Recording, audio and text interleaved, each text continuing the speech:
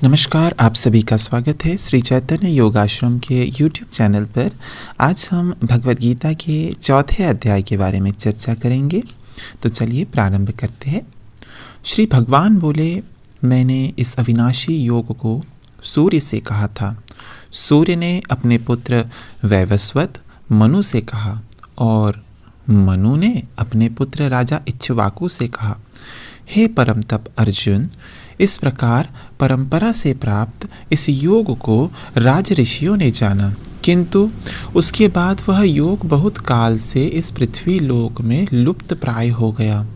तू मेरा भक्त और प्रिय सखा है, इसीलिए वही यह पुरातन योग आज मैंने तुझको कहा है, क्योंकि यह बड़ा ही उत्तम रहस्य है, अर्थात गुप्त रखने योग्य विषय है। अर्जुन बोले, आपका जन्म तो अर्वाचीन अभी हाल का है और सूर्य का जन्म बहुत पुराना है, अर्थात कल्प के आदि में हो चुका था। तब मैं इस बात को कैसे समझूं कि आप ही ने कल्प के आदि में सूर्य से यह योग कहा था। भगवान बोले, हे परम तप अर्जुन, मेरे और मेरे बहुत से जन्म हो चुके हैं, उन सबको तू नहीं जानता, किंतु मैं जानता हूँ। मैं अजन्मा और अविनाशी स्वरूप होते हुए भी तथा समस्त प्राणियों का ईश्वर होते हुए भी अपनी प्रकृति को अधीन करके अपनी योग माया से प्रकट होता हूँ।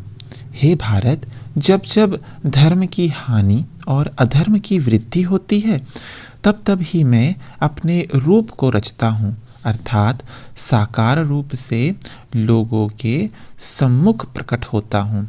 साधु पुरुषों का उद्धार करने के लिए, पाप कर्म करने वालों का विनाश करने के लिए और धर्म की अच्छी तरह से स्थापना करने के लिए मैं युग युग में प्रकट हुआ करता हूँ।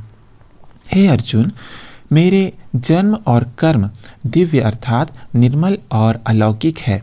इस प्रकार जो मनुष्य तत्व से जान लेता है, वह शरीर को त्याग कर फिर जन्म को प्राप्त नहीं होता, किंतु मुझे ही प्राप्त होता है। पहले भी जिनके राग, भय और क्रोध सर्वथा नष्ट हो गए थे और जो मुझ में अनन्य प्रेम पूर्वक स्थित रहते थे, ऐसे मेरे आश्रित रहने वाले बहुत से भक्त उपयुक्त ज्ञान रूप तप से पवित्र होकर मेरे स्वरूप को प्राप्त हो चुके हैं। हे अर्जुन, जो भक्त मुझे जिस प्रकार भजते हैं, मैं भी उनको उसी प्रकार भजता हूँ, क्योंकि सभी मनुष्य सब प्रकार से मेरे ही मार्ग का अनुसरण करते हैं।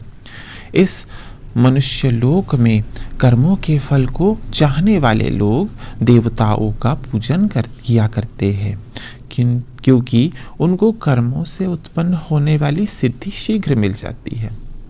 ब्राह्मण, क्षत्रिय, वैश्य और शूद्र, इन चार वर्णों का समूह गुण और कर्मों के विभाग पूर्वक मेरे द्वारा रचा गया है। इस प्रकार इस सृष्टि रचनादि कर्मों का कर्ता होने पर भी मुझ अविनाशी परमेश्वर को तू वास्तव में अकर्ता ही जान। कर्मों के फल में मेरी स्पृहा नहीं है, इसीलिए मुझे कर्म लिप्त नहीं करते। इस प्रकार जो मुझे तत्व से जान लेता है, वह भी कर्मों से नहीं बंधता। पूर्व काल के मुमुक्षुओं ने भी इस प्रकार जानकर ही कर्म किए हैं, इसीलिए तू भी पूर्वजों द्वारा सदा से किए जाने वाले कर्मों को ही कर। कर्म क्या है और अकर्म क्या है, इस प्रकार इसका निर्णय करने में बुद्धिमान पुरुष भी मोहित हो जाते हैं। इसीलिए वह कर्म तत्व में तुझे भली भांति समझाकर कहूँगा, जिसे जानकर तू अशुभ से अर्थात कर्म बंधन से मुक्त हो जाएगा। कर्म का स्वरूप भी जानना चाहिए और अकर्म का स्वरूप भी जानना चाहिए तथा विकर्म का स्वरूप भी जानना चाहिए, क्योंकि कर्म की गति गहन है। जो मनुष्य कर्म में अकर्म देखता है और जो अकर्म में कर्म देखता है, वह मनुष्यों में बुद्धिमान है और वह योगी समस्त कर्मों को करने वाला है। जिसके संपूर्ण शास्त्र सम्मत कर्म बिना कामना और संकल्प के होते हैं तथा जिसके समस्त कर्म ज्ञान रूप अग्नि के द्वारा भस्म हो गए हैं, उस महापुरुष को ज्ञानी जन भी पंडित कहते हैं। जो पुरुष समस्त कर्मों में और उनके फल में आसक्ति का सर्वथा त्याग करके संसार के आश्रय से रहित हो गया है और परमात्मा में नित्य तृप्त है, वह कर्मों में भली भांति बरतता हुआ भी वास्तव में कुछ भी नहीं करता। जिसका अंतःकरण और इंद्रियों के सहित शरीर जीता हुआ है और जिसने समस्त भोगों की सामग्री का परित्याग कर दिया है, ऐसा आशा रहित पुरुष केवल शरीर संबंधी कर्म करता हुआ भी पापों को नहीं प्राप्त होता। जो बिना इच्छा के अपने आप प्राप्त हुए पदार्थ में सदा संतुष्ट रहता है, जिसमें ईर्ष्या का सर्वथा अभाव हो गया है, जो हर्ष शोक आदि द्वंद्वों से सर्वथा अतीत हो गया है, ऐसा सिद्धि और असिद्धियों में सम रहने वाला कर्मयोगी कर्म करता हुआ भी उसमें नहीं बंधता।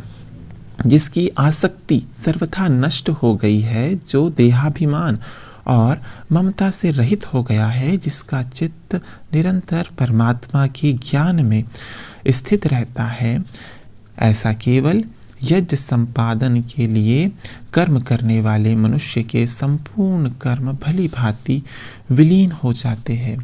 जिस यज्ञ में अर्पण अर्थात स्त्रुवा आदि भी ब्रह्म है और हवन किए जाने वाले योग्य द्रव्य भी ब्रह्म है तथा ब्रह्म रूप कर्ता के द्वारा ब्रह्म रूप अग्नि में आहुति देना रूप क्रिया भी ब्रह्म है, उस ब्रह्म कर्म में स्थित रहने वाले योगी द्वारा प्राप्त किए जाने योग्य फल भी ब्रह्म ही है।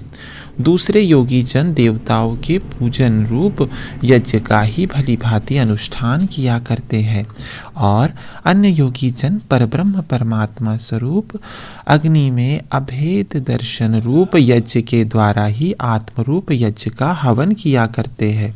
अन्य योगी जन श्रोत्र आदि समस्त इंद्रियों को संयम रूप अग्नियों में हवन किया करते हैं और दूसरे योगी लोग शब्द आदि समस्त विषयों को इंद्रिय रूप अग्नियों में हवन किया करते हैं। दूसरे योगी जन इंद्रियों की संपूर्ण क्रियाओं को और प्राणों की समस्त क्रियाओं को ज्ञान से प्रकाशित आत्म संयम योग रूप अग्नि में हवन किया करते हैं। कई पुरुष द्रव्य संबंधी यज्ञ करने वाले हैं, कितने ही तपस्या रूप यज्ञ करने वाले हैं तथा दूसरे कितने ही योग रूप यज्ञ करने वाले हैं और कितने ही अहिंसा आदि तीक्ष्ण व्रतों से युक्त यत्नशील पुरुष स्वाध्याय रूप ज्ञान यज्ञ करने वाले हैं। दूसरे कितने ही योगी जन अपान वायु में प्राणवायु को हवन करते हैं, वैसे ही अन्य योगी जन प्राणवायु में अपान वायु को हवन करते हैं तथा अन्य कितने ही नियमित आहार करने वाले प्राणायाम परायण पुरुष प्राण और अपान की गति को रोककर प्राणों को प्राणों में ही हवन किया करते हैं। ये सभी साधक यज्ञों द्वारा पापों का नाश कर देने वाले और यज्ञों को जानने वाले हैं। हे कुरुश्रेष्ठ अर्जुन, यज्ञ से बचे हुए अमृत का अनुभव करने वाले योगी जन सनातन परब्रह्म परमात्मा को प्राप्त होते हैं और यज्ञ न करने वाले पुरुष के लिए तो यह मनुष्य लोक भी सुखदायक नहीं है, फिर परलोक कैसे सुखदायक हो सकता है। इसी प्रकार और भी बहुत तरह के यज्ञ वेद की वाणी में विस्तार से कहे हैं। उन सबको तू मन इंद्रिय और शरीर की क्रिया द्वारा संपन्न होने वाले जान। इस प्रकार तत्व से जानकर उनके अनुष्ठान द्वारा तू कर्म बंधन से सर्वथा मुक्त हो जाएगा। हे परम तप अर्जुन, द्रव्यमय यज्ञ की अपेक्षा ज्ञान यज्ञ अत्यंत श्रेष्ठ है तथा यावन मात्र संपूर्ण कर्म ज्ञान में समाप्त हो जाते हैं। उस ज्ञान को तो तत्वदर्शी ज्ञानियों के पास जाकर समझ।